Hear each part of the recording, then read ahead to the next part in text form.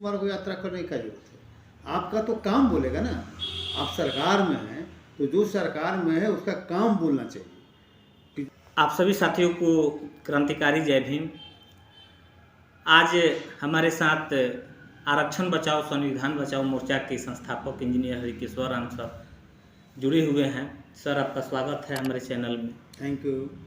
आज का जो माहौल बिहार में सर चल रहा है, ये जो लीडर अभी जो वर्तमान सरकार में लोग बैठे हुए हैं, ये लोग तरह तरह के सर पॉलिसी चला रहे हैं, जैसे यात्रा कर रहे हैं। इसका सर क्या पर्पस है, क्या उद्देश्य है, क्यों ऐसा माहौल बनाया जा रहा है बिहार में सर? देखिए, अब दरअसल चुनाव आ गया है 24 और 25 में, और चुनाव की तैयारी के सिलसिले में सभी पार्टियों द्वारा ये यात्रा की जा रही है जी। लेकिन यात्रा करने से क्या होगा? अब सरकार को यात्रा करने की क्या जरूरत है? नीतीश कुमार को यात्रा करने की क्या जरूरत है? आपका तो काम बोलेगा ना। आप सरकार में हैं तो जो सरकार में है उसका काम बोलना चाहिए कि जो काम आप कर रहे हैं लोगों तक, जन जन तक जाए और आपके बात को वाहवाही। तो आप क्योंकि काम नहीं कर रहे हैं इसलिए लोगों को दिग्भ्रमित करने के लिए जा रहे हैं। समाधान यात्रा निकाल रहे हैं, लेकिन कौन सी का समाधान, कौन सी बिगड़ा हुआ किसका समाधान आप करना चाहते हैं? सर, एक और चीज़ जो है अभी देखने को मिल रहा है, जो नीतीश कुमार जी अभी सत्ताधारी हैं, मुख्यमंत्री बीजेपी के साथ भी थे तो थे, अभी उनसे जो है कि बीजेपी से गठबंधन तोड़ लिए, आरजेडी के साथ गठबंधन करके मुख्यमंत्री हो गए। तो क्या इनका यही पॉलिसी है जो समाज में कुछ करना होता है, समाज के लोगों को कुछ करना होता है? तो ये जो पॉलिसी है कि काम नहीं, केवल मुख्यमंत्री बने रहने के लिए ये जो पार्टी के साथ तोड़ मरोड़ किया जाता है, इसमें तो सर समय वेस्ट। ये क्या मतलब, ये क्या सत्ता में रहने का इनका उद्देश्य है कि जनता के बीच में कुछ करने का भी इनका क्या है? देखिए, नीतीश कुमार ने अभी तक जनता में अपना पैठ नहीं बना पाया, जिसके कारण वो कन्फर्म नहीं है कि बिना आरजेडी या बिना बीजेपी के सहयोग के वो मुख्यमंत्री बन सकते हैं। इतना दिनों तक सत्ता में है, लेकिन जनता का दिल जीतने में वो पूरी तरह से नाकामयाब रहे। और लेकिन चूंकि उनके बिना किसी का काम चलता नहीं है, सभी लोगों ने उसको एक्सेप्ट करते रहता है। लेकिन हमको लगता है कि अब स्थिति अगर इधर उधर करेंगे जी। तो हो सकता है कि हवा में उड़ जाए, कोई उनको एक्सेप्ट करेगा नहीं। एक और सवाल सर, गंभीर सवाल है कि ये जो और भी पार्टियां हैं बिहार में जो है, लोजपा है, चिराग जी अपना परिवर्तन यात्रा चला रहा है। सामाजिक न्याय का मुद्दा पर तो हर पार्टी सामाजिक न्याय का बात करती है, लेकिन कोई इस पर स्टैंड नहीं ले पाती है कि क्या इसका क्या रीजन है? क्या ये एक प्रचार का माध्यम हो गया है सामाजिक न्याय, या कहने वाली बात हो गया? जो पूर्व में कर्पूरी जी सामाजिक न्याय का वो लोग बात करते थे, अभी सामाजिक न्याय को किस रूप में ये लोग ले रहे हैं? इसका क्या पहले सामाजिक न्याय को तेजस्वी जी, लालू जी, नीतीश कुमार और चिराग पासवान समझेगा तब ना जी। उनको समझ ही नहीं है कि सामाजिक न्याय क्या है जी। सामाजिक न्याय मतलब किसी वर्ग के साथ, किसी जाति के साथ संस्थागत अन्याय नहीं। मतलब जो सरकार है उसके द्वारा किसी के साथ अन्याय नहीं हो, ये व्यवस्था ही सामाजिक न्याय है जी। जहाँ वर्चस्व की बात होगी, अगर किसी एक जाति का वर्चस्व होगा, चाहे किसी वर्ग का वर्चस्व होगा, तो जान लीजिए बेईमानी करेगा जी। वो मान लें कि बेईमानी ब्राह्मण को बैठा दीजिए सब पद पर, वो बेईमानी करेगा। राजपूत को बैठा दीजिए, वो बेईमानी करेगा। यादव को बैठा दीजिए सब पद पर, वो बेईमानी करेगा। पासवान को, दुसाध चमार को बैठे, वो भी वही काम करेगा। इसीलिए वहाँ सबको मिला जुला के वहाँ पर रखना जी।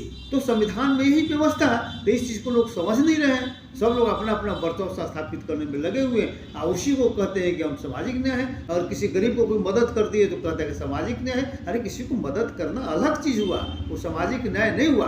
किसी का सहयोग लेना अलग चीज़ हुआ, लेकिन सहभागी बनाना अलग चीज़ हुआ। सहभागी बनाने के बाद मान लो कि सामाजिक न्याय की बात होगी ना जी। और सवाल मेरे मन में आया, वर्चस्वकारी जो बात आपने सर कहा कि समाज में जिसकी जो रिप्रेजेंटेशन जो है ज़्यादा होगी करेगा, सत्ता में होगा ज़्यादा, अपने आदि से ज़्यादा तो अन्याय करेगा।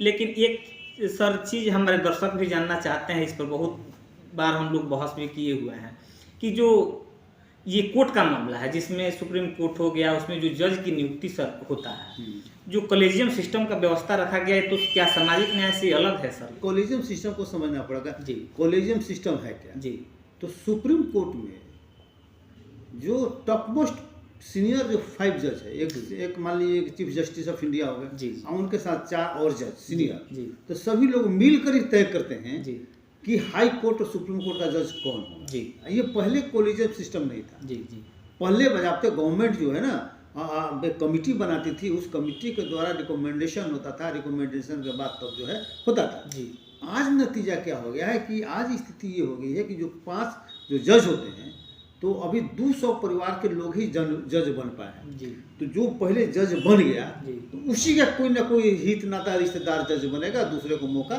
जी। नहीं मिलेगा। जी। वो जाति आधार पर न्याय करेंगे वो। जी जो उनका मानसिकता है, जो सामाजिक जो पृष्ठभूमि है, जो सामाजिक मानसिकता है, उसी के हिसाब से वो काम करेंगे। जी यही नतीजा हो रहा है कि उल्टा पुल्टा सब हो रहा है और ये देश के लिए बहुत खतरनाक जी। है। एकदम जजों को संविधान में प्रावधान जी, है जी। कि जजों की नियुक्ति जिस तरह से IAS IPS और अन्य पदाधिकारियों की नियुक्ति लोकसेवा आयोग द्वारा होती है, जी। उसी तरह जो है राष्ट्रीय जुडिशरी मान लीजिए कमीशन मान लीजिए गठित करके उनके माध्यम से परीक्षा लेकर उनका मान लीजिए कि होना चाहिए जो टॉप मोस्ट रहेंगे और सबका मान लीजिए कि जो सिस्टम है, रिजर्वेशन पॉलिसी है, प्रतिनिधित्व सबका रहे, ये व्यवस्था करते हुए करने का प्रावधान भी है। तो करेंगे तो इनके हाथ से निकल जाएगा, जो जी। चाह रहे हैं वो तो हो नहीं पाएगा। मोदी सरकार भी चाहती है जी कि हम मान लें कि इसको खत्म कर दें, जी जी लेकिन वो चाहती है कि हम RSS के लोगों को भर दें। ये भी गड़बड़ है। जी तो एक सिस्टम में आइए ना कि सभी वर्गों का वहाँ पर हिस्सेदारी मिल जाए। शेड्यूलो कास्ट रहे, ट्राइबल्स रहे, बैकवर्डो रहे, फॉरवर्डो रहे, सब मिल के रहे और सब मिल के कोई भी निर्णय दे सही, तब ना सही निर्णय होगा। जी जी एक सोच के लोग एक जगह सभी पद पर नहीं जी। रहे, भिन्न भिन्न सोच के रहे और वहाँ करेंगे जो सबके लिए अच्छा उसको लागू किया जाए। जी कि जो आप लोग सर एक कार्यक्रम मार्च में आप लोग करने जा रहे हैं, मार्च 2023 में, तो क्या सर पर्पस है उसका, क्या उद्देश्य है? समाज के लिए कुछ मैसेज जो अब देखिए सामाजिक न्याय आंदोलन जो चल रहा है, कुछ दिनों से हम लोग चला रहे हैं और लोगों को ये समझाने में हम लोग बहुत हद तक सफल हुए हैं। उसी को अगली कड़ी के रूप में है कि भाई सामाजिक न्याय वो नहीं है जिसको आज तक लोग समझते आए। जी लालू जी द्वारा किया गया सामाजिक न्याय नहीं है। नीतीश जी जिस बात को कहते वो सामाजिक न्याय नहीं है, उनका वर्चस्ववादी सिद्धांत रहा। जी तो जो सही जो है वर्चस्व विहीन समाज की स्थापना करना और किसी वर्ग के साथ भेदभाव अन्याय नहीं हो, इसकी व्यवस्था करने के लिए ये जो सही मायने में जो सामाजिक न्याय की जो विचारधारा है उसको स्थापित करने के लिए, संविधान के अनुरूप सामाजिक न्याय और धर्मनिरपेक्षता को स्थापित करने के लिए जरूरी है कि सामाजिक न्याय का सही जानकारी लोगों को दिया जाए। 12 मार्च को हो रहा है रविंद्र भवन। जी जी और उसी भी से हो रहा है जो अभी पॉलिटिकल सिनारियो है उस पर एक सामाजिक न्याय आंदोलन का हस्तक्षेप भी करना, ताकि ये कोई भी पॉलिटिकल पार्टियां जो है गलत करने से एक बार सोचे। जो मन जो काम कर दिया कि नहीं अम्बेडकरवाद है। जी मार्च को जो है ना रविंद्र भवन में कार्यक्रम मालिक है और ये हमको लगता है कि सामाजिक न्याय आंदोलन जी और राष्ट्रीय पसमानदा महाज के संयुक्त तत्वावधान में ये कार्यक्रम मालिक होना है। एक और सर छोटा सा सवाल है, ज़्यादा समय सर नहीं लेंगे, आपका समय सर बहुत कीमती है। सर जो अभी पॉलिसी बना हुआ है, एक टेंडेंसी बना हुआ है, जैसे गाली दे देना किसी वर्ग को, उस क्या अंबेडकर साहब ने ऐसा कहा था कि ब्राह्मण के खिलाफ वैसा जो गाली गलौज की व्यवस्था किया जाता है, बोलते हैं ये लोग, क्या ऐसा कोई पॉलिसी बना हुआ था क्या, या इस भाषा का जो संवैधानिक रूप को नहीं दिया जा सकता है, ऐसा नहीं किया गया होगा? देखिए डॉक्टर अम्बेडकर चाहे कोई भी जी जो मनुष्य है, कोई भी महापुरुष है, जी किसी जाति के विरुद्ध नहीं जाता है। जी किसी जाति के विरुद्ध न गया है, न जाने के लिए कहता है, न किसी को गाली बकता है। ठीक है, वो अपनी बात कहने के लिए कहता है कि आपके समाज के साथ क्या प्रॉब्लम जी। है। तो जो प्रॉब्लम है जी जो विचारधारा के चलते जो प्रॉब्लम है, उस विचारधारा के खिलाफ लोग आवाज उठाता है। कोई आज मान लेंगे कहते कि हम ब्राह्मणों को मान लेंगे बिहार भगाने के विदेशी है, भगाने का किसी को हिम्मत है, कैसे भगा दीजिएगा? कोई कहता है कि मान लेंगे मुसलमानों को हम भगा देंगे, कैसे भगा दीजिएगा? फिर नागरिकता के सवाल पर एक और सवाल सर सामने आ गया कि अभी कुछ दिन पहले CNRC के तहत बीजेपी एक पॉलिसी लाई थी ये अमेंडमेंट था उसका, जो भी संशोधन था उसमें ये सीए और एनआरसी के माध्यम से लोगों का जो है कि कौन भारत का है कौन भारतीय नहीं है उसके लिए एक पॉलिसी लाया गया था। क्या ये सर ये कहाँ तक सर जायज है? क्या मुसलमानों के खिलाफ ऐसा जो भाषा निकला सर उस दिन तक इस ट्रेंड में रहा था? नहीं, अब देखिए वो लोग यहाँ नहीं रहेगा, उन लोग को यहाँ से हटाया जाएगा। देखिए स्थिति क्या थी कि नागरिकता के संबंध में जो है ना जी है कि 2-3 तरीका से देश की नागरिकता प्राप्त होती जी। है। एक तो नागरिकता हो जो यहाँ जन्म लिया जी। वो ऑटोमेटिक स्वाभाविक रूप से भारत का नागरिक हो गया जी। ठीक है। दूसरा रजिस्ट्रेशन के द्वारा नागरिकता प्राप्त जी। जैसे मान लीजिए कोई विदेशी है जी और इस देश में आता है तो लीगल तरीका से आता है। लीगल तरीका का मतलब हुआ है कि वहाँ का पासपोर्ट बनाया, यहाँ का वीजा लिया और यहाँ आया और यहाँ रह के काम करने लगा और या चाहे यहाँ शादी करके माले के रहने लगा और वो बजाते रजिस्ट्रेशन के लिए अप्लाई करता है और बाई रजिस्ट्रेशन उसको यहाँ की नागरिकता मिल जाती है। अब जिसे मान लीजिए कि सोनिया गांधी का भी नागरिकता को मिली। सोनिया गांधी तो विदेशी नागरिक है लेकिन उनकी शादी हो गई मान लीजिए राजीव गांधी से तो उन्होंने मान लीजिए यहाँ का नागरिकता बाई रजिस्ट्रेशन लिया। तीसरा मान लीजिए कि हो रहा था कि भाई कुछ ऐसे लोग हैं कि जो लीगल तरीका से देश में नहीं है, इलीगल तरीका से आए हैं। तो जैसे मान लीजिए कि जो ना पासपोर्ट लिए ना वीजा लिए और घुस गए।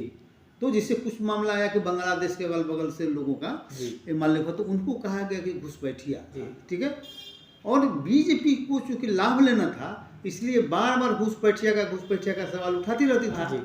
लेकिन जब असम में बहुत दिनों के बाद जब एनआरसी हुआ कि भाई घुसपैठिया है कौन कौन लोग हैं, तो जब जांच में आया तो पहले तो 50 लाख लोग मान लें कि अपने आप को साबित नहीं कर सके कि हम भारत का नागरिक हैं।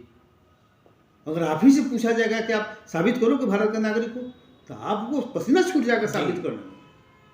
इसलिए कि उसको साबित करने के लिए वो है कि भाई आपको खानदानी जमीन होना चाहिए। तो अगर मान लें कि गरीब आदमी है जिसको जमीन नहीं है तो कहाँ से साबित करेगा? उसके माँ बाप का कहीं ना कहीं पढ़ाई लिखाई किया है तो उसका सर्टिफिकेट होना चाहिए। तो भाई कौन पढ़ता था पहले सब लोग तो अनपढ़ था, स्कूल में नामकरण कहाँ होता था।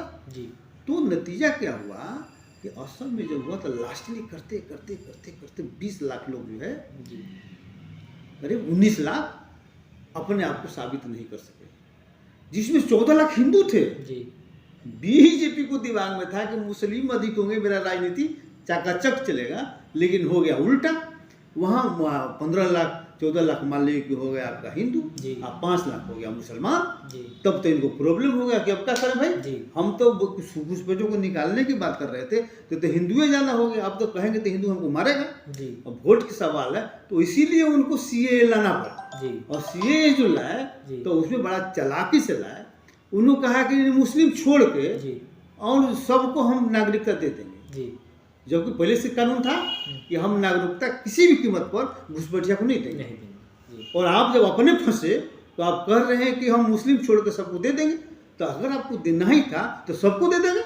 आपको ये निर्णय होना था कि भाई हिंदू रहे मुस्लिम रहे चाहे कोई भी रहे, अगर मान लें कि अवैध तरीके से आ गया या तो सबको बाहर करेंगे या सबको नागरिकता देंगे, दोनों निर्णय करना था ना।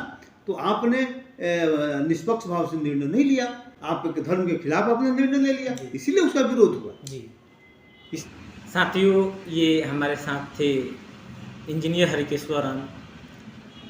पहले भी बताए हैं, आरक्षण बचाओ संविधान बचाओ मोर्चा के ये संस्थापक हैं और सेवा स्तंभ एक मोर्चा राष्ट्रीय संगठन है, उसके ये प्रदेश अध्यक्ष भी हैं सर। तो ये सामाजिक न्याय पर सर का विचारधारा था और जो गतिविधि बिहार की अभी पॉलिसी है उस पर सर ने अपना विचार रखा। आप लोग से आग्रह है कि इस हमारे चैनल पर आप लोग हैं इसको प्यार दे, स्नेह दे, लाइक सब्सक्राइब शेयर करना नहीं भूलें। और आइए सामाजिक न्याय के मुद्दे पर हम लोग मिलजुल के एक साथ एकजुट होकर लड़ते हैं। इन्हीं शब्दों के साथ हम लोग पुनः मिलेंगे अगले वीडियो में। तब तक जय जय।